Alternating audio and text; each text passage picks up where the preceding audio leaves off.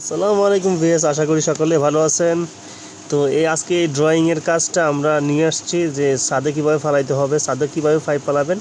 এই দেখুন আমরা এই ড্রয়িংয়ের কাজটা এইভাবে আপনারা ছাদে পাইপগুলো ফালাবেন।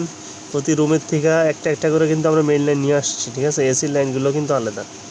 তো এখানে এই ড্রয়িংয়ের মধ্যে একটা এসির লাইন শুধু একটা রুমে দেওয়া হয়েছে। ও মালিক পক্ষ বলছে যে একটা দেওয়ার জন্য, তাই একটা দিয়ে দিলাম। জিজ্ঞেস করা হয়েছে কয়টা দেবো, বলছে একটা দেওয়ার জন্য, তাই একটা দিয়ে দিলাম। তো আমার সাথেই থাকুন। এই যে দেখতেছেন এটা ওয়াইফাইয়ের লাইন, এমনকি স্মার্ট টিভি চলার জন্য এটা লাইন, ঠিক আছে। আর এই যে আমরা ছাদে পাইপ ফেলাইছি এই যে মেইন লাইনগুলো আমরা এখান থেকে নিয়ে গেছি। এই যে দেখতেছেন এগুলা আপনার সামনে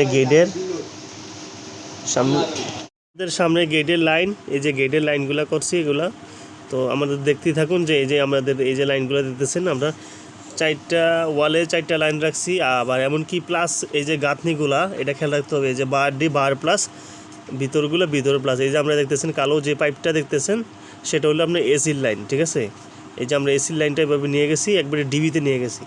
তো ডিবিতে নিয়ে গেছি আমরা, কীভাবে কোথায় নিয়ে গেছি তা আপনারা দেখতে থাকুন, ঠিক আছে। পুরো ভিডিওটা দেখুন, তখন বুঝতে পারবেন। তো দেখতে থাকুন। এই যে আমরা লাইনগুলো এভাবে প্রতি রুমের থেকে কিন্তু একটা করে আমরা মেইন লাইন নিয়ে গেছি। আর ফ্যানের লাইনগুলো আমরা মিডলের থেকে 1.5 ফিট দূরত্ব দিয়ে দিছি এখানে, ঠিক আছে। ফ্যান মাঝখানে দিলে হয়তো খাটের মতো লাগবে না, খাট যেদিকে থাকবে সেদিকেই ফিটিং করছি। তো এইভাবে করবেন।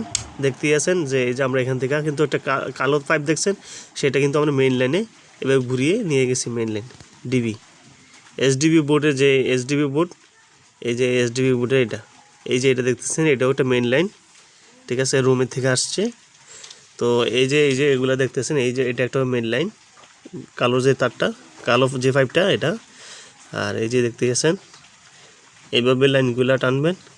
অবশ্য আর কোনো সময় এটাও কিন্তু ফ্যানের লাইন, আমরা 1.5 ফিট দূরত্ব দিয়েছি ফ্যানের লাইনটা খাটের সাথে, খাট যেদিকে হবে এদিকে দিয়ে দিছি। তো এইচডিবি বোর্ডটা এভাবে দেখছেন সুন্দর করে ফিটিং করবেন। আর যে আপনার পাইপগুলো যে আপনারা জোড়া দেন সকেট দেওয়া, এই সকেটটা দেবেন না। এটা কি করবেন, আপনার 3-4 পাইপ যদি দিয়ে ফালান, তাহলে আপনার 1 ইঞ্চি পাইপ আনার পরে কাইটা তারপর দেয়া ঢুকাই দিবেন।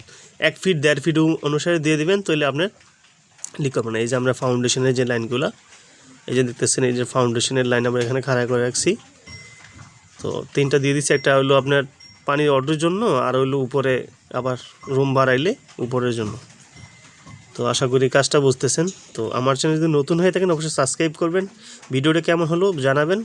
তো সবাই সুস্থ থাকবেন, ভালো থাকবেন। আল্লাহ হাফেজ, বাই বাই।